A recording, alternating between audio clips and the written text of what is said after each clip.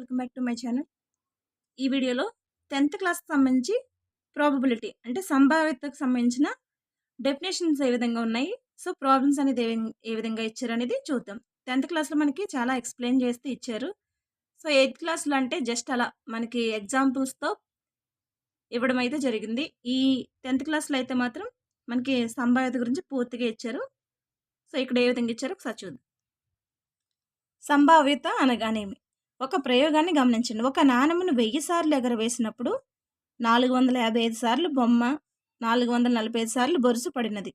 బొమ్మ పడే సంభవాన్ని ప్రామాణీకరణం చేస్తే 1000కి 455 సార్లు అనగా 455 సో 1000కి 455 సార్లు అనగా 455/1000 ఈక్వల్ టు 0.455 కింద మనం కన్సిడర్ చేస్తాం. సో, ఇక్కడ కాయిన్ చూడండి. కాయిన్ ఎగరవేసినప్పుడు అంటే ఇది ఎన్నిసార్లు ఎగరవేశారు? 1000 టైమ్స్ ఎగరవేస్తే మనకి అందులో బొమ్మ పడే పర్యవసానాలు 455, బొరుసు పడే పర్యవసానాలు 445. సో, టోటల్ చేస్తే మనకి 1000 అవుతుంది. ఇక్కడ ఏమంటున్నారు? ఇట్లు ప్రయోగపూర్వక ఫలితాలను ఆధారం చేసుకుని లెక్కించిన సంభావ్యతను ప్రాయోగిక సంభావ్యత ఎక్స్పెరిమెంటల్ ప్రాబబిలిటీ అంటారు. ప్రయోగపూర్వకంగా ఫలితాలను ఆధారం చేసుకోండి. సో, ఈ విధంగా ప్రయోగం చేస్తూ మనం ఆ ఫలితాలని ఫైండ్ అవుట్ చేస్తే దాన్ని ప్రాయోగిక సంభావ్యత, ఆ లెక్కించిన సంభావ్యతను ప్రాయోగిక సంభావ్యత అంటారు. ఈ ప్రాయోగిక సంభావ్యత అంచనాకు ఒక ప్రయోగం దాని ఫలితాలు ఆధారము. ఈ ప్రాయోగిక సంభావ్యత అంచనాకు ఒక ప్రయోగము దాని ఫలితాలు ఆధారం. సో, మనం ఎక్స్పెరిమెంటల్గా చేస్తున్నాం కాబట్టి ఒక ప్రయోగము దాని ఫలితాలు ఆధారం. అనగా ఇదే ప్రయోగాన్ని మరలా 1000 సార్లు చేసినప్పుడు ఇదే సంభావ్యత ఏర్పడుతుందని చెప్పలేం.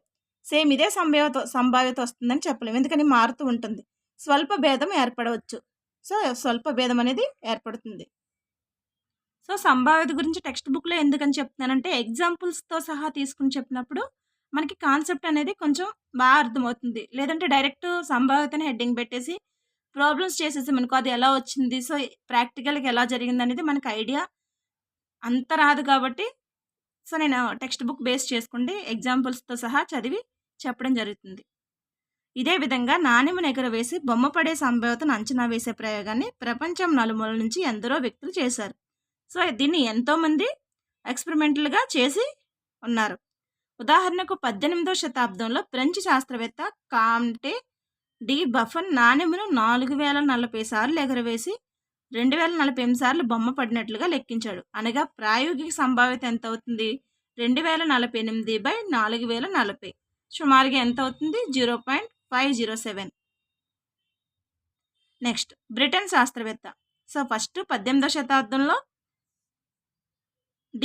డి బఫర్ అనే ఆయన నాణెమును ఎగరవేశారు. ఇక్కడ బ్రిటన్ శాస్త్రవేత్త జేఈ కెరిచ్ నాణెమును 10,000 సార్లు ఎగరవేసి 5,067 సార్లు బొమ్మ పడినట్లుగా లెక్కించాడు. అనగా ప్రాయోగిక సంభావ్యత ఎంత అవుతుంది? 5067 ఇది 10,000 సార్లు 10,000 5067/10,000 సుమారుగా ఎంత వస్తుంది? ఇది 0.5067. అంటే సాంఘిక శాస్త్రజ్ఞుడు అట్లే ఈ విధంగానే సాంఘిక శాస్త్రజ్ఞుడు కార్ల్స్ పియర్సన్ 24,000 సార్లు ఎగరవేసి 12,012 సార్లు బొమ్మ పడినట్లు లెక్కించాడు. అనగా ప్రాయోగిక సంభావ్యత ఎంత? 12,012/24,000 అంటే 0.5005. సో, ఈ విధంగా మనం ఇప్పుడు ఇదే ప్రయోగాన్ని 10 లక్షల సార్లు లేక 1,00,00,000 సార్లు చేసి బొమ్మ పడే సంభావ్యతను లెక్కించవలసి వస్తే ఆ ప్రయోగాలన్నిటిని యొక్క పర్యవసానంగా బొమ్మ కానీ బొరుస కానీ పడే సంభావ్యత సంఖ్యాత్మకంగా 0.5 లేదా 1/2 అని చెప్పవచ్చు. అంటే ప్రయోగం చేయకుండానే అన్ని పర్యవసానాలను బట్టి ఒక ఘటన యొక్క సంభావ్యతను అంచనా వేయచ్చు. దీన్నే సైద్ధాంతిక సంభావ్యత థియరిటికల్ ప్రాబబిలిటీ లేదా సాంప్రదాయిక సంభావ్యతను అంటారు. ఈ సిద్ధాంతంను ఆధారంగా చేసుకుని కొన్ని ప్రాథమిక సమస్యల సాధన గురించి చర్చిద్దాం. సో, మనకి ఇక్కడ సంభావ్యత సైద్ధాంతిక వివరణ. యాదృచ్ఛిక ప్రయోగంలో నిష్పాక్షిక నాణెమును ఎగురవేయుట అను సందర్భం గమనించండి. ఇచ్చట నాణెం సౌష్టమంగా ఉన్నప్పుడు బొమ్మ లేక బొరుసు పడే సంభవంలో ఏది ఎక్కువ ఏది తక్కువ అనుటకు అవకాశం లేదు. అందువల్ల నాణెమును నిష్పాక్షికము అని ఎగురవేయుటను యాదృచ్ఛిక ప్రయోగము అని అంటారు. బొమ్మ బొరుసులు సమసంభవ ఘటనలు అంటారు. బొమ్మ బొరుసులను సమసంభవ ఘటనలు అంటారు. Equally likely events. ఈ పాఠ్యాంశంలో యాదృచ్ఛిక ప్రయోగంలో వెలువడే ఫలితములు సమసంభవమైనవి గాను మరియు ప్రతిరూప ఆవరణ పరిమితమైనది గాను పరిగణించబడ్డాయి. సో దీనికి సంబంధించిన మన డెఫినేషన్స్ అనే తర్వాత వస్తాయి. కనుక నాణెమును లేక పాచికలను తీసుకున్నప్పుడు అవి నిష్పాక్షికమైనవిగా పరిగణించాలి. సో ఇలాంటి మ్యాటర్ వచ్చినప్పుడు మనకి బిట్స్ అడిగే ఛాన్సెస్ ఉంటాయి కాబట్టి కొంచెం జాగ్రత్తగా చూసుకోవాలి. ఒక ఘటన ఈ అనుకుంటే ప్రాయోగిక సంభావ్యత P(E)ను లెక్కించుటకు సూత్రం P(E) = ఈకు అనుకూల పర్యవసానాల సంఖ్య బై మొత్తం పర్యవసానముల సంఖ్య. సో సంభావ్యతకి ఫార్ములా ఇది. మనకి అనుకూల పర్యవసానముల సంఖ్య బై మొత్తం పర్యవసానముల సంఖ్య సంభావ్యత ఈక్వల్ టు. నెక్స్ట్ ఇవి చేయండి అని ఇచ్చారు. సో ఇలాంటి వాటి నుంచి కూడా మనకి బిట్స్ అడిగే ఛాన్సెస్ ఉంటాయి. క్రింది ఘటనలో దేని పర్యవసానములన్నీ సమసంభవాలు అన్నారు. సో ఇచ్చిన ఈ ఘటనల్లో ఈ ఆరింట్లో ఏవి సమసంభవాలు అన్నారు. ఫస్ట్ చూసుకుంటే పాచికను ఎగురవేసినప్పుడు 1, 2, 3, 4, 5, 6 పడుట అనేది సమాన అవకాశాలు కలిగి ఉంటుంది. సో ఇది సమసంభవాలు. నెక్స్ట్ 5 ఎరుపు, 4 నీలం, 1 నలుపు బంతులు గల సంచి నుండి ఒక బంతిని యాదృచ్ఛికంగా తీయట అనేది ఇది మనకి ఎరుపు రంగు బంతులు 5, నీలం బంతులు 4, 1 నల్లని బంతి సంచి నుండి 2 వేరు కలర్ బంతులను తీయటకు సమాన అవకాశాలు అనేవి ఉండవు. సో ఎందుకని 2 వేరు బంతులు తీసినప్పుడు మనకి సమాన అవకాశాలు అనేవి రావు. సో ఇది అవ్వదు, సమసంభవం అవ్వదు. నెక్స్ట్ క్యారమ్ ఆటను గెలుచుట. క్యారంలో మనకి ఎదుటి వ్యక్తికి అంటే ఇద్దరికి కూడా సమాన అవకాశాలు ఉంటాయి. సో ఇది అవుతుంది, సమసంభవాలు అవుతాయి. నెక్స్ట్ 2 అంకెల సంఖ్యలో 1ల స్థానంలో 0, 1, 2, 3, 4, 5, 6, 7, 8 లేక 9 అగుట అనేది మనకి సమాన అవకాశాలను కలిగి ఉంటుంది. ఎందుకంటే ఈ అంకెల నుండి 2 అంకెల సంఖ్యను రాయట్లో 1ల స్థానంలో పై సంఖ్యలు వచ్చుట సమాన అవకాశాలను కలిగిస్తుంది. ఈ పై సంఖ్యలు వచ్చేది సమాన అవకాశాలను కల్పిస్తుంది కాబట్టి సమసంభవాలు అవుతాయి. నెక్స్ట్ 10 ఎరుపు, 10 నీలం, 10 నలుపు రంగు బంతులు గల సంచి నుండి ఒక బంతిని యాదృచ్ఛికంగా తీయట అనేది. సో ఇక్కడ మనకి అన్నీ కూడా సమానంగా ఉన్నాయి కాబట్టి ఇది కూడా సమసంభవం అవుతుంది. నెక్స్ట్ జూలై నెలలో ఒక రోజు వర్షం రావట అనేది సమాన అవకాశాలను కలిగి ఉండదు. సో ఇది అవ్వదు. నెక్స్ట్ ఆబిట్ పై అన్ని ఘటనల యొక్క పర్యవసానాలన్నీ సమసంభవాలేనా అంటే కాదు. అన్ని ఘటనల ఫలితాలు సమాన అవకాశాలను కలిగి ఉండవు కాబట్టి కలిగి ఉండవు. నెక్స్ట్ పర్యవసానాలన్నీ సమసంభవాలై 5 ఘటనలు 5 సంభవాలు కానీ 5 ఘటనలను పేర్కొనండి. సో 5 ఘటనలు పేర్కొన్నారు. ఇది అంత ఇంపార్టెంట్ కాదు. సో ఇక్కడ మనకి ఇలాంటివి అడిగినప్పుడు చూసుకోవాలి. నెక్స్ట్ నాణెమును ఎగురవేయుట, పాచికను దొర్లించుట వంటి ఉదాహరణలతో చర్చించినట్లుగా సమసంభవ పర్యవసానములు అను ఊహ ఆధారంగా సంభావ్యత యొక్క నిర్వచనం క్రింది విధంగా సో ఊహ ప్రకారం ఊహించినట్లుగా సంభావ్యతను చెప్పడం ఏ విధంగా చేస్తామంటే టీ అనే ఘటన యొక్క సైద్ధాంతిక లేదా సాంప్రదాయ సంభావ్యతను P(T)తో రాస్తాం. ఊహ ఆధారంగా సంభావ్యతను ఫైండ్ అవుట్ చేస్తున్నాం కాబట్టి డెఫినేషన్ చెప్తున్నాం కాబట్టి టీ అనే ఘటన యొక్క సైద్ధాంతిక లేక సాంప్రదాయక సంభావ్యతను P(T) అని రాస్తాం. సో అప్పుడు సంభావ్యత ఏమవుతుంది? P(T) = ఘటన టీకు అనుకూల పర్యవసానముల సంఖ్య బై ప్రయోగంలో సాధ్యపడు పర్యవసానముల సంఖ్య అని నిర్వచిస్తాం. ఇచ్చట అన్ని పర్యవసానములు సమసంభవములుగా పరిగణించాలి. సాధారణంగా సైద్ధాంతిక సంభావ్యత అని వ్యవహరిస్తాం.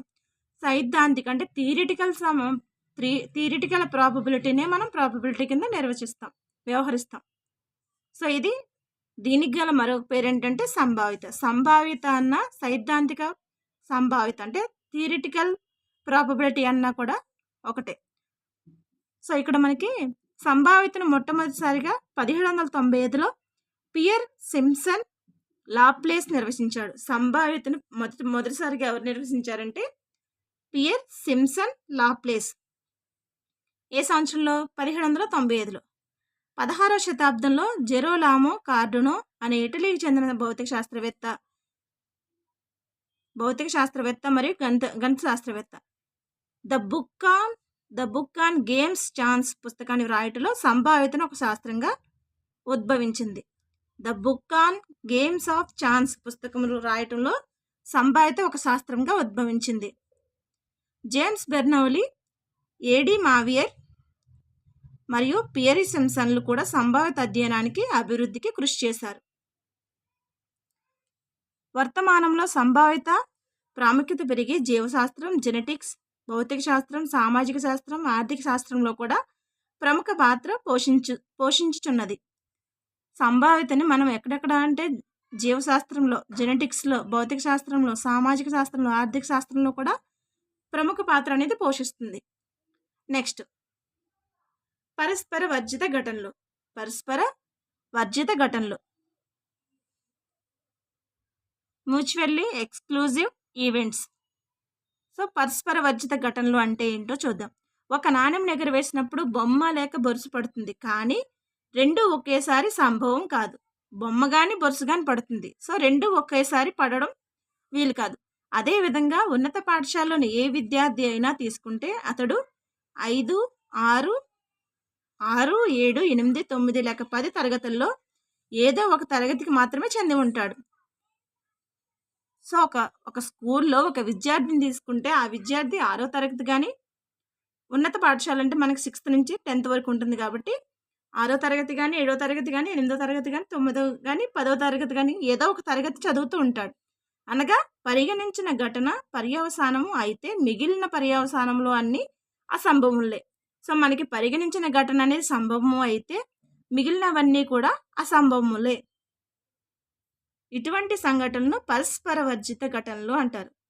సో ఇటువంటి సంఘటనలను పరస్పర వర్జిత ఘటనలు అంటారు. సో ఇంకా క్లియర్గా చెప్పాలంటే ఒక ప్రయోగంలో 2 లేదా అంతకన్నా ఎక్కువ ఘటనలో ఒక ఘటన యొక్క సంభవము మిగిలిన అన్ని ఘటనలను నిరోధిస్తే ఆ ఘటనలను పరస్పర వర్జిత ఘటనలు అంటారు. అంటే ఒక ఘటన యొక్క సంభవం అనేది మిగిలిన అన్ని ఘటనలను నిరోధిస్తే ఆ ఘటనను మనకి నిరోధిస్తే అని వచ్చిందంటే పరస్పర వర్జిత ఘటనలని అర్థమవుతుంది. నెక్స్ట్, సంభావ్యతను గణించుట. సో సంభావ్యతను మనం ఏ విధంగా గణిస్తాం? సమసంభవ ఘటనల యొక్క సంభావ్యతను ఎలా కనుగొంటాం? నాణ్యం ఎగురవేయుట అనేది సమసంభవ పర్యవసానములు గల ప్రాయోగికంగా పరిగణిస్తాం. అనగా ప్రతిసారి 2 సమసంభవ పర్యవసానములు ఉంటాయి. ఈ పర్యవసానముల సమూహమును ప్రతిరూప ఆవరణము అంటారు. సో సమసంభవ పర్యవసానాలు కలిగిన సమూహాన్ని ప్రతిరూప ఆవరణం, శాంపిల్ స్పేస్ అంటారు. ఒక నాణ్యమును ఎగురవేసినప్పుడు ప్రతిరూప ఆవరణము హెడ్, టెయిల్ వస్తుంది. ఎరుపు, నీలం, పసుపు, తెలుపు బంతులు గల సంచి నుండి ఒక బంతి తీయటలో ప్రతిరూప ఆవరణం ఏమవుతుంది? ఎరుపు, రెడ్, నీలం, బ్లూ, పసుపు, ఎల్లో, వైట్. సో ఈ విధంగా ప్రతిరూప ఆవరణము అంటే RBYW. అట్లే ఒక పాచికను దొర్లించినప్పుడు ప్రతిరూప ఆవరణము ఊహించగలరా? ఊహించవచ్చు. ఎందుకంటే పాచికను దొర్లించినప్పుడు కూడా సమసంభవ పర్యవసానాలు అనేవి ఉంటాయి కాబట్టి సో దానికి కూడా మనం పరిగణించవచ్చు.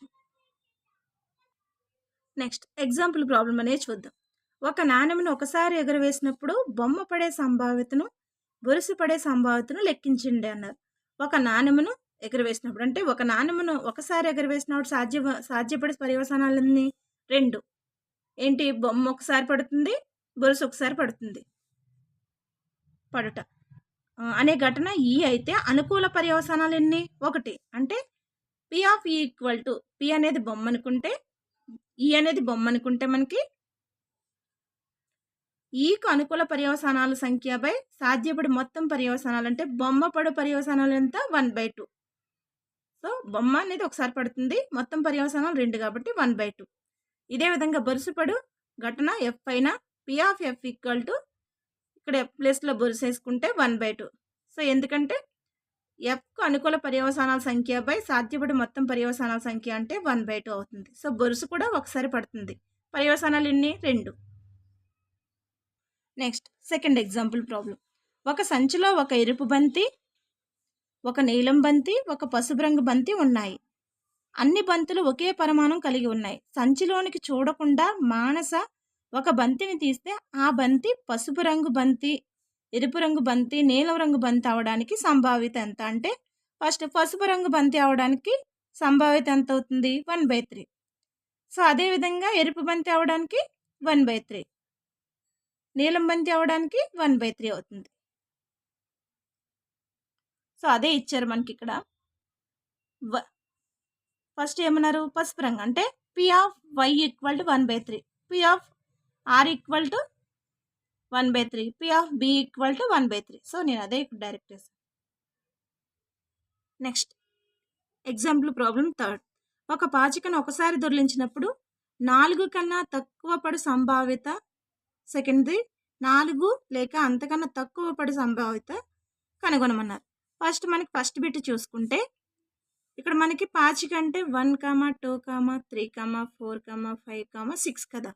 4 కన్నా ఎక్కువ పడి ఘటన సంభావ్యత అంటే 4 కన్నా ఎక్కువ అంటే 5, 6 అంటే 2/6 ఈక్వల్ టు 1/3 అవుతుంది. సో అదేవిధంగా సెకండ్ బిట్ చూసుకుంటే 4 లేక అంతకన్నా తక్కువ పడు ఘటన సంభావ్యత. 4 లేక అంతకన్నా తక్కువ పడేది అంటే ఎంత? 1, 2, 3, 4 అంటే 4/6, 2, 3, 2/3. సో ఎంత సింపుల్గా చేయాల్సిన అవసరం. ఇదంతా ఎక్స్ప్లెనేషనే. సో ఇక్కడ నేను సింపుల్గా చేస్తాను. Thank you. ఈ వీడియో కనుక మీకు నచ్చితే లైక్ చేసి సబ్స్క్రైబ్ చేయండి, వీలైతే షేర్ చేయండి.